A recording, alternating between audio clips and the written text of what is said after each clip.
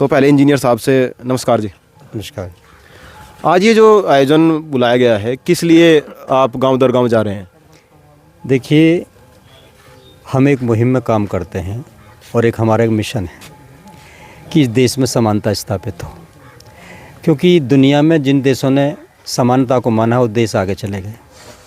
ये देश कभी भारत कभी सोने की चिड़िया था, जिस समय यहाँ समानता थी, कोई लोगों में डिस्क्रिमिनेशन नहीं था, गैर बराबरी नहीं थी, सब समान विचारधारा के लोग थे, तो ये देश विश्व की मान शक्ति था। ये देश दो बार विश्व की मान शक्ति रह चुका है। सिंधु घाटी की सभ्यता जिस समय थी, तो उस समय दुनिया में 3 सभ्यताएं थीं। सिंधु घाटी की सभ्यता, मेसोपोटामिया की सभ्यता और मिस्र की सभ्यता। सिंधु घाटी की सभ्यता सबसे बेहतरीन दुनिया में सभ्यता थी, हमारे पूर्वजों की सभ्यता थी। उसके बाद में कुछ आक्रांत बाहर से आते हैं, उस सभ्यता को तहस नहस करते हैं। फिर गौतम बुद्ध का प्रादुर्भाव होता है। गौतम बुद्ध ने फिर एक समान विचार पूरे देश में क्या दुनिया में पहुंचाया है। सम्राट अशोक जैसे राजा पैदा होते, जब सम्राट अशोक राजा पैदा हुए तो ये देश विश्व की महाशक्ति फिर बना, जिसे सोने की चिड़िया कहा जाता था। तो दो बार ये देश विश्व की महाशक्ति रह चुका है। वही सपना देखकर हम पूरे देश में ये एक समानता के लिए काम चला रहे हैं, भाईचारे के लिए काम चला रहे हैं।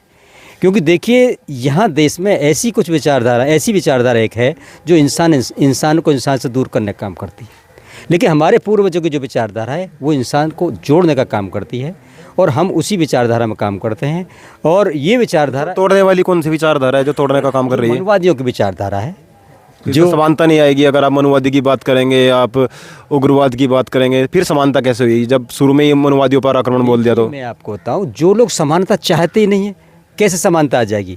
आप राष्ट्र की कामना करते हो और जातिवाद देश में रखना चाहते हो, तो आप कैसे राष्ट्र की कामना कर सकते हैं? आप कैसे हिंदू राष्ट्र बना सकते हैं? आप हिंदू राष्ट्र तभी बना सकते हैं, उससे पहले जातियों को ख़त्म करना होगा। और आप राष्ट्र भी बना सकते हैं। डॉक्टर अंबेडकर ने कहा था कि जातियां राष्ट्र विरोधी हैं। जब तक भारत से जातियां ख़त्म नहीं होगी, ये देश विकास कर ही नहीं सकता। हम नकली घोड़े चलाते रहिए, कागज़ पर चलाते रहिए कि हम विश्व की महान शक्ति बनने वाले हैं, ये बनने वाले, वो बनने वाले हैं। केवल अडानी अंबानी की दौलत बढ़ रही है और यहाँ गरीबी की खाई इतनी होती चली जा रही है, गरीबी इतनी बढ़ती चली जा रही है, गरीबी चरम पर है। इतनी खाई इन्होंने पैदा कर दी है कि अडानी अंबानी को आंकड़े निकालते हैं कि हमारी जीडीपी इतनी ज़्यादा बढ़ गई है। केवल अडानी अंबानी पर आंकड़े निकालते हैं, लेकिन नीचे वाले जो लोग हैं उनको मिलाकर आंकड़े नहीं निकालते। तो ये इस देश में जो जातिवाद ही सबसे बड़ी समस्या इस देश की है। ये देश से जातिवाद खत्म हो जाए, आने वाले 15-20 सालों में देश विश्व की मान शक्ति हो जाएगा। 10 सालों में। अब तो धीरे धीरे समाप्त हो रहा है ना, समाप्ति की हो रहा है। मैं देख नहीं, कैसी बात कर रहे हैं? ये समाप्ति नहीं है। ऐसे अराजक तत्व इस देश में काम कर रहे हैं, ऐसे अराजक तत्व संगठन काम कर रहे हैं जो इस देश में जातिवाद को, धर्मवाद का झगड़े में सबको बेवकूफ़ बना रखा पूरे देश में। और 3% लोग इस देश की व्यवस्था पर काबिज है, सबको बेवकूफ़ बनाने का काम कर रहे हैं। हम जो इसमें ऐसा निजाम इन्होंने बना दिया, उसको ख़त्म करके एक मानवीय विचार की विचारधारा वाले लोग यहाँ पे सत्ता में आए, उसके लिए हम काम कर रहे हैं। तो ये कैसे होगा? कैसे वो लोग सत्ता में आएंगे? और कैसे हमें कैसे यकीन हो कि देश की जनता को कैसे यकीन हो कि लोग देश के लिए काम करेंगे, राष्ट्र के गौरव के लिए काम करेंगे, देश से, राष्ट्र से जातियाँ मिटाने का काम करेंगे ताकि जातीय व्यवस्था ख़त्म हो जाए? देखिए, मैं आपको बताऊँ, बहुजन समाज इस देश में लगभग 90% है। बहुजन समाज का लीडर ही से खत्म, जो विक्टिम है वही ख़त्म कर सकता है। जो प्रिविलेज है, जिसको लाभ मिल रहा है, वो कभी ख़त्म नहीं करेगा। जो विक्टिम व्यक्ति है, जो दुखी है, परेशान व्यक्ति इस बीमारी को ख़त्म कर सकता है। जो परेशान कौन है? SC ST OBC माइनॉरिटी के लोग।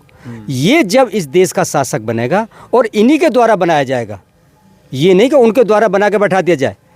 जब इन्हीं के द्वारा बनाया जाएगा, वो शासक बनेगा, तब ये बीमारी ख़त्म होगी, अन्यथा बीमारी ख़त्म नहीं हो सकती। इसके लिए हम काम कर रहे हैं। तो लोकतंत्र में शासक, फिर वही बात, लोकतंत्र कैसे रह जाएगा जब शासक इनके लोग हो जाएंगे? तो शासक मतलब प्रधानमंत्री, आप समझ नहीं रहे, आप पत्रकार हैं। शासक का मतलब प्रधानमंत्री बनाना हमें। लोकतंत्र प्रधानमंत्री बनाएंगे।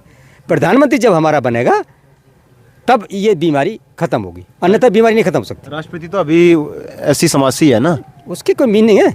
जो मंदिर में नहीं जा सकता राष्ट्रपति बनने के बाद में, जो उसका संसद का उद्घाटन होता वहाँ नहीं जा सकती, तो क्या मीनिंग है उसके? ऐसा ही हो गया राष्ट्रपति बनने के बाद, प्रधानमंत्री के बनने के बाद, तो फिर क्या होगा? ऐसा नहीं हो सकता। कहावत है कि माँ कितनी डाइन हो जाए लेकिन औलाद को नहीं खा सकती। समझ रहे ना?